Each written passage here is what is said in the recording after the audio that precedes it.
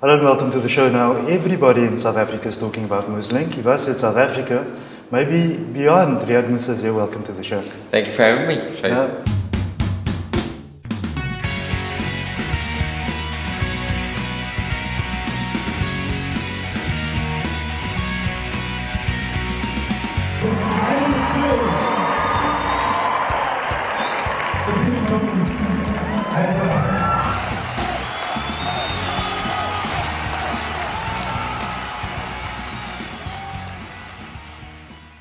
Everybody's talking about what's going on. Musink, the hashtags, the debates, the counter debates. What's really happening? They don't even know what Musink is. And I think that's also because we ourselves don't know what Musink completely could be. Could be developing into something. Yes, and I think it will grow organically and viscerally, and we'll just have to keep clarifying our vision for what we want it to be. But generally, our overarching feature is that we'd like to challenge the existing narrative, pervasive narrative, that the Islamic ideology is by its nature a violent. And not by actively combating that when people potentiate that and actively going against it and shouting that down, but rather than showing an alternative side, celebrating Muslim excellence, focusing on Muslims who've achieved excellence in all spheres of society in terms of social welfare, business, politics, even entertainment, and showcasing these people in various platforms. In the TV show Musink, which is the one manifestation, I think the first manifestation, and hopefully one day maybe even a festival where we can showcase these artists and maybe inspirational speakers in the future. This could become a lot, but I think that's the overarching. That's the overall one. Yeah. You mentioned something pertinent, and that is that you don't want to approach this the way the rest of the world is. For example, we see protests, we see all kinds of things going up saying we are not this, we are that sort of thing. I think it's got its place, but that's not where Musink is going. Yes. You're talking about dialogue and you're talking about colloquium on an intellectual level, therefore setting the strata for ideology and changing that narrative. And then at the same time, we're looking at other factors that have come into Musink, where Musink has attached itself to this hashtag campaign and stuff like that. So before we talk about the actual dialogue component of Musink, I want to talk about that. You made some waves, I think, around the world last week sometime, simply getting up in the morning, putting some details into your phone there, and you started an anti-war and a war on some stages. Tell us a bit about that. So the hashtag was Muslim not extremist.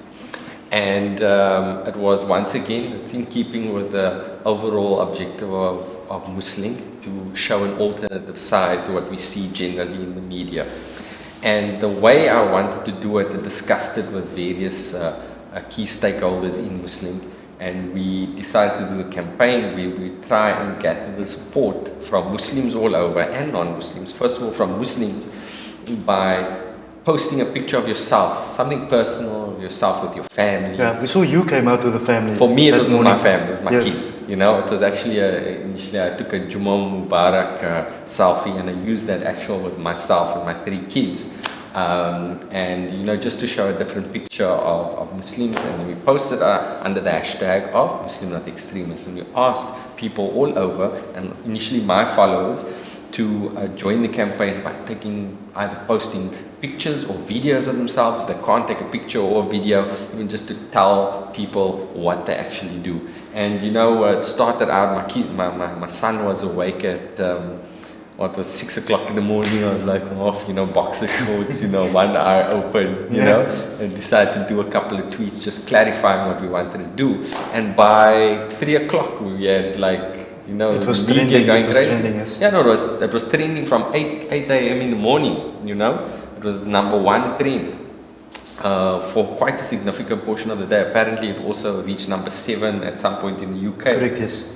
So I did ask a couple of key people in the UK to help us out, some Muslim personalities, but we had no idea that it would do this, So and then we also wanted to start a hashtag, or a subsidiary hashtag for non-Muslims, to take a picture of themselves with a friend, a colleague, or even a family member who is a Muslim, right?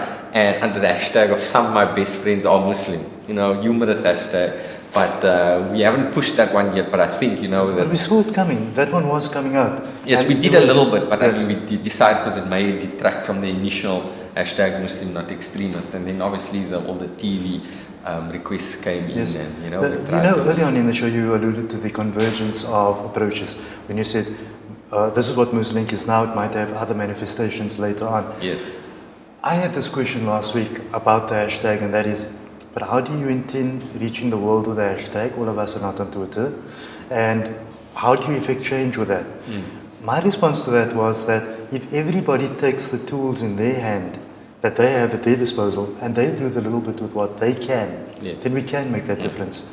And I see Musink as that pivotal point that will allow us to effect that change. I don't think it's going to be instant, yes. but I think it's going to be gradual in terms of showing people that we are real and that we are able to do, and we have friends, and we also stand up against extremism. Yes. What's your thoughts about that, being Muslim and saying it blatantly, that you actually stand up against extremism by doing what you've done? This is very important, that I think we must clarify this, because people think if you stand against the idea that Islam is a ideologically violent religion and you are against extremism, you are taking away from the struggles of Muslims throughout the world, to achieve self-determination, to be free of oppression. Yes, I see the ambiguity in what you're saying, but they're seeing the ambiguity only, they're not seeing what you're saying. Yes, yes. So what we clarifying is that, you're focusing on this ideological thing, that Islam is violent. That is what you're challenging through this alternative narrative. But at the same time, we have to support, struggles for freedom. As Muslims, we have to do that. It's not like we're being all apologetic, like, we all just those guys, whoever Muslim is fighting is a crazy person. That's not. Can I hone in on that question? You say struggles for freedom. Yes. Are you referring to struggles for freedom across the board in terms of humanitarian? You see, humanitarian issues. Yes. Now, for example, what happens in media, what I've noticed, I'm not an expert, but they make heterogeneous situations homogeneous. It's just one mass. These are just crazy Muslims, right?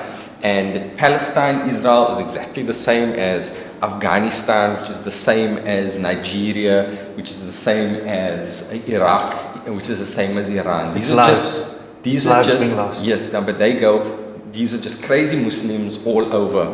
There's a number of grievances that a lot of people have. So Muslims are also against, for example, like if you're against extremism, right? And how does extremism take hold? Extremism takes hold. One of the reasons is by foreign policy that causes wars in certain areas, destabilizes the region, and allows the opportunity for a fringe extremist group to take charge and to gain power. That's also important. So my view is that it should, you showcase positivity. That must be our focus, to showcase positivity. But I personally also don't want to take away or detract from true struggles. Like I identify with the struggle for freedom of the Palestinian people. I identify for normal people to live peaceful lives. We are against oppression as a principle. So I think this needs a lot more dialogue, and I think our initiatives and our aims need clarification. But that is what Musink is about: is to get involved in the dialogue, start talking about it, and if Muslims can actually, engage with each other on this from all different spheres, and then we can come up with clear ways in which we approach these things, and very difficult things, and we all have one common mindset. We can do a lot, right? But it requires that impetus, that initiative. All of us need to come together, and that's what Musink is about. Riaad, lots of preparation has been going in. People has been talking about Musink. I think the hashtag campaign was just a let on to what one could expect to see and hear happening at Musink. We look at two components. We find that there's a bunch of people in this world that wants to rightly counter the narrative, but they're using protest and that sort of thing to counter the narrative. That's the means that they have. You, on the other hand, you are saying, let's celebrate Muslim excellence. And so you're taking a positive to counter the narrative. Tell us a bit about that. So basically the idea, like if you look at media, they're showcasing the negative on a massive scale. That's what they're doing. They're taking small fringe group, they're showcasing the negative massively.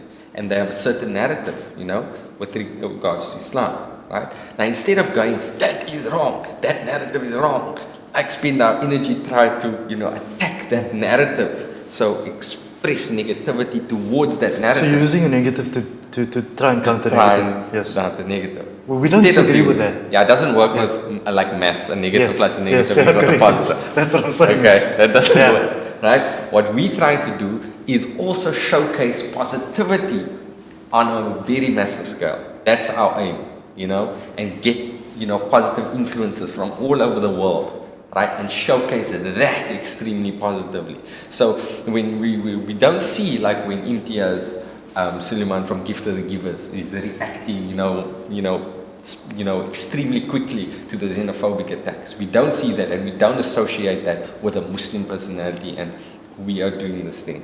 We need to, potentiate and spread those ideas, Yes. and everybody needs to sort of try and get involved. When you look at the crux approaches to countering the negativity and the narrative, as you say, are you looking at, for example, we find a situation in the world today where a person of any other religion or background does a particular crime called A, and when they do that, the crime is spoken about, and he was this age and this is what led him to maybe do it. He maybe cut up animals when he was small and therefore he became a serial killer. Yes. Right. Okay. So now then we find the Muslim doing the same thing. Put also the, doing a... Put the klappertjie into a snail. Yes, correct, yes. And now the Muslim is doing the exact... exactly. He's homeless. You didn't do this, did you? No. Okay, fine. Right, anyway. So we find now a Muslim doing the exact same thing. And when he does that, for some odd reason, it's mentioned that he's a Muslim, but it's not mentioned that the other person is a Christian, Hindu, or Jew, anything else. Yes. Are issues like this pertinent when it comes to the ideology and the dialogue around Muslim? Yes, definitely. So I think if we also need to associate Islam with these good things, I think the world is not going to do it, so we need to do that. And we have I guess it's opportune milieu in that social media is very powerful in today's day and age, and if you can get enough support, you can get a lot of change, you can actually affect change. The Arab Spring, which turned out, not to be really the Arab Spring, but at that point, right, a lot of change was effective at that point. Then these geopolitical issues and forces take ground, but that just showed that something can be done, and with the right focus, this is a very, very powerful tool. So if we can utilize that, to spread this different image of Islam, that I think will be extremely positive. Yeah, now this concept of extremism, the negative image of Islam, all the things happening in the world politically, the xenophobia attacks that's come up now, this is all serious business. I never saw you discussing these types of things. How do you fit into all of this? Because you're the funny guy that people know across South Africa. And these things are generally for those hardcore George Galloway kind of people. So how did this all happen? Well, you see, in humor, it's also, when you find these things interesting, you find that there's a lot of political comedians throughout the world. It's just what happens is our stand-up comedy audience is at its sort of germinal, or it was at its germinal phase. So when you introduce certain ideas comedically, people first need to know where you're coming from. And you always try and start with things that are palatable, initially. So you're testing the waters, basically. I think it's, there are multiple facets to me as a person. So I will talk honestly about my kids and talk about family life, talk about, myself as a Muslim in the post 9/11 world. I'll talk about from simple issues of changing nappies to actual serious issues about how Muslims are seen. And I utilize comedy, sometimes to dispel myths or challenge ideas. Like even myself as being a Muslim comedian, that challenges the stereotype. People go weird, but I mean, I've had questions, do Muslim people laugh? Yeah. Like, yes. I mean, we don't laugh, we also don't breathe. You mentioned something interesting. We're human, obviously we laugh, Do you think, while you're on that topic, do you think that us as Muslims, we need to smile a bit more? That we need to reach out a bit more? I'm sorry I'm asking you this in 3 stages there. Do you think that we are insular sometimes and that we only deal with Muslims, and the fact that people see us in a negative way is because we don't interact with them? And if we had to have lots of white and Christian friends and black friends, it would be difficult for them to point a finger at us. Yes, I completely agree, and I think this is also part of that. If we can also broaden the dialogue to include non-Muslims and people of different races and backgrounds, that will be the space I personally want to be in. Like as just from a personal experience, my most enriching interactions is when I've been with my colleagues in the Pure Munati show. And what was cool about that, we're from all different races, all different backgrounds, all of us, and we're a certain age, similar age, and we're all trying to make people laugh. And it's thrilling, and it was a very, very nurturing and sort of positive and even though we used to make fun of each other, it was a very nutritious environment. It's like so many of us actually moved on to do a lot of different things in our personal capacity from that specific show. So I think we want to gather as many people who are interested in Muslim, not just Muslims, and get them involved in the dialogue.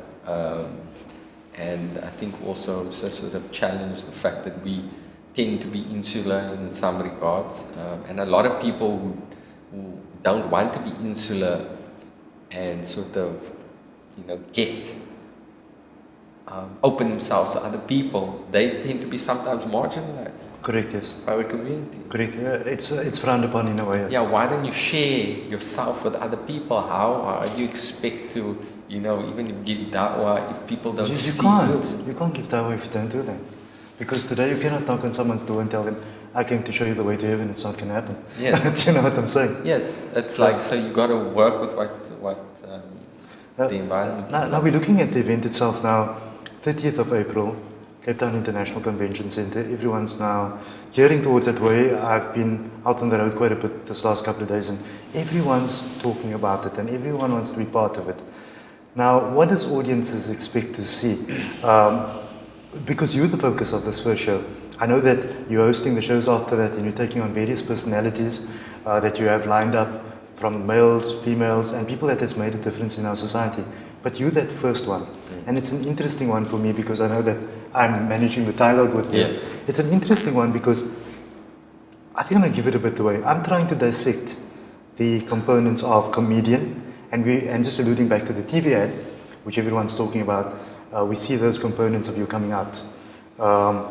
So my mother asked me the other day something about you, and I said, no, he's not split personality, mommy. There's 3 of them there. Like, it's not split. Like, okay. So is there a message that will come out from you that you can be a doctor and you can be funny and happy about it and you can be a family man? Because today what we find is that doctors wear their coats and lawyers wear their cloaks when they go to the shopping mall. So if you bump into a lawyer at the corner, he's going to tell you he's a lawyer and I'm going to sue you. It's confusing for me. I say Yes. I'm different things based on the circumstance I'm in. Yes. So what do we expect to see coming from your side? Well, are you going to really open it up? Or? I will just be honest with my experiences and how my approach as well as my family situation has allowed progress in certain regards or allowed me to do certain things that sometimes is unusual within the Muslim community. And I think, a lot of people want, personally I've had a lot of things like there are interpersonally, some people will go, especially when I was starting out, because when I became better known, this, died down a little bit. People were like, "You're a doctor, why would you ever want to be a comedian?" And that one of the reasons is you come from perhaps Orthodox Indian family. Well, mixed, sort of, like my father was born in India, and my mother is, both her parents were half Indian, half Cape Malay. That's very common within Cape Town. This is the story of me in Cape Town. So I think also a lot of their influence with the Indian Cape Malay dynamic, and that sort of teaching also influenced also how I am in terms of being slightly a little bit more open than most people. Also the fact that I'm in Cape Town, Cape Townians are a little bit more open than others because of the close interaction with various cultures. That was the reality in the Cape. Also just being exposed to Johannesburg at a certain point, and then becoming famous within that situation. Because the dynamics changes with each cities. Yes, yes. So it gets very confusing, and it takes its life of its own. So I hope people because I can talk about like a whole host of it. I can extrapolate on how I actually became a comedian, because some people will go and why would you ever want to do this, and then other people who are creatively minded, right, of the same background, how did you get to do this? How? Because they know about all the community constraints and the barriers to doing something like this. So the simple example is like when I started, I did magic when I was in... Now that's something I only found out recently. Now Yes. that's something that people would normally ask. What? Magic? Yes. Because, and you know what this is about that? Yes. But they're not... But it's not magic. Yes, correct. It's not jadoo. Yes. It's not. Correct, yes. It's not there to. It's not there to Yes. deceive. It's not there to Yes. give any negative. It's purely tricks. Yeah. Visual It's things. not the David Blaine thing. That's less. Yeah. Well, David Blaine is also. It's like he plays this other okay. card. Okay. But I mean, it's all I meant thought to it's got some other entertain. things No, to no, do. no. It's Right. all meant to. He's not got a gene working. Okay, no, that's what I was Which is saying. that's no. And the other one, Chris Angel? He's got the gene. No, it's all tricks. No, man, how does he do that No, one he across doesn't the... do that. You are playing into this all tricks and magic. No, but then I'm going to put you to the challenge. Yes, Oh, you're I going to can't move off do the all roof of of those the, things. of the CTICC. No, you're not going to I do it. can't No. do those things. I don't I thought know. I'm higher trampoline or something. Yeah. Yeah. Okay. So just interestingly enough, Yeah. we can expound on this, but like Abu Bakr Bray, Yes. always talk about. Yes. He came to me one day, Standard 7, when it still was called Standard 7. Yeah. SPI school Yes. came to me. He's happened upon this pamphlet for the College of Magic, and he says, Riaad. College of Magic. Yes. Right. It's in, So it's like a non-profit. like a Dumbledore kind of thing. Yeah, no, it's a non-profit organization. It's in Lansdowne Road at the moment. And on a sort of extracurricular basis, you learn magic, and it's beautiful to do community shows every day, very entertaining. Oh. You know, you haven't heard of the College of Magic before? No, I've heard of it. Okay. I think my friend Larry Soffer was there. Yeah, Larry. Yeah. Yes, Larry was there. So basically, he says, "Look, we need to do this. You and me. You know, I always wanted to be a magician." I'm like, "Okay, I don't really want to." And this is cool. So I said, "Okay, let's go do it." So what happened was, I ended up going Did to your the parents college. know about this? Yes, because I Oh, said I want to do okay, this. So right. let's go to the I College mean, of Magic. most are going to madrasa at the This is time, what so- happened. No, it's on the weekend. Yes, okay. No, Monday to Thursday, fine. madrasa. Okay. I went to madrasa in Grassy Park, madrasa to Ishraq. Okay. Yeah. then- I mean, the traditional family is like, you're going for extra classes, it's going to be maths or something. Okay, you went for magic. So what happened then? Yeah, no, it was on the weekend. That's Right. all it was. Right?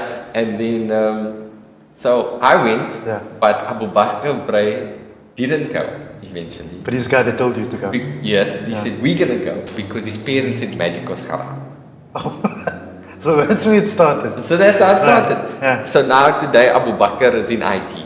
Oh, okay.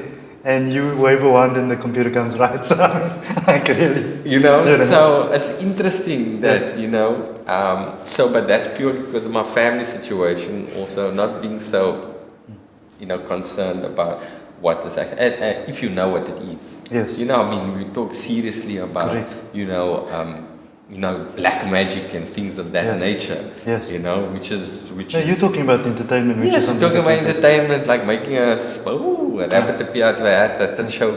I used to do kids' How do they birthday do that in any parties. case? I'm I'm good not to going see to tell some you. of the It secrets. spoils the mystery of the thing. That's where and you go, oh, okay. That's what usually happens when you tell people like out. Oh, okay, it's so simple.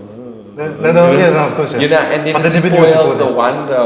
Yes. It's about suspending disbelief in magic. So are we going to see that component coming out of you at Musink? can talk about The funny part, will there be some of the jokes? Will there be Yeah, one I'm or two sure other there things? will be. Because I think people want to experience all these different characters that we've been talking about, the doctor, the comedian. I think people want to see that a little bit. So I'll probably see quite a bit of humor placed in it, but I mean, I think it's under the framework of being honest and sharing my experiences, but I think definitely. the crux of the matter is, Riaad, it's the fact that when you spoke about the story of yours, we need to understand that there are many other Riaad Moosas watching this program and going to watch Musink and watching what you've been doing on the other platforms throughout the years, and they sit by and saying that that's what I want to do, that's what I want to be, I have that inside me, but I'm not able to let it out because it's not part of societal norms where I'm growing and up and that sort of thing. And I think part of this is to try and break that and say you need to be who you want to be. Yes, it's very, very important. Yes. And I'd like to think that I've allowed for a different sort of industry to grow a little bit. There are many more. No, I think you have been comedians. pioneering what you're doing. And also people being like even the movie material, like that's actually also is in keeping with the objective of Musink.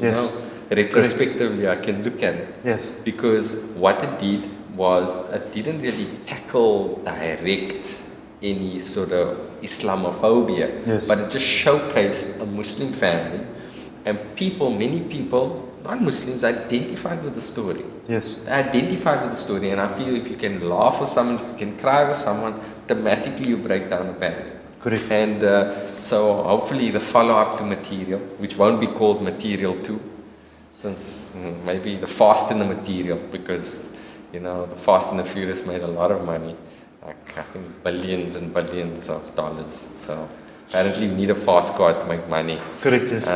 So, we are a few days away from Musink. I know that there are a limited amount of tickets left.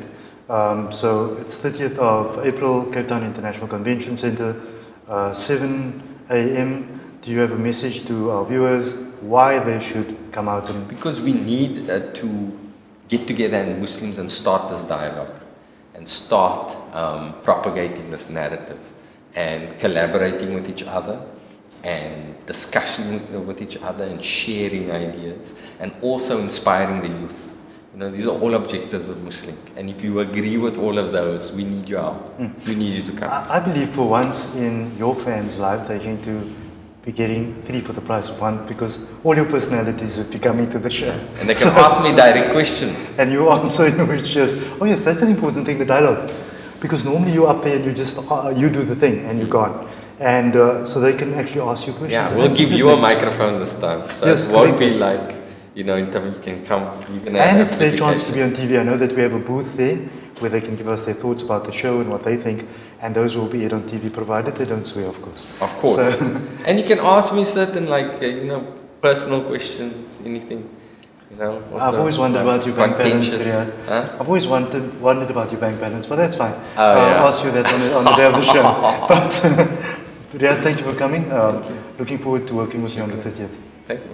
Riaad Moosa, Musink coming up on the 30th at the Cape Town International Convention Centre.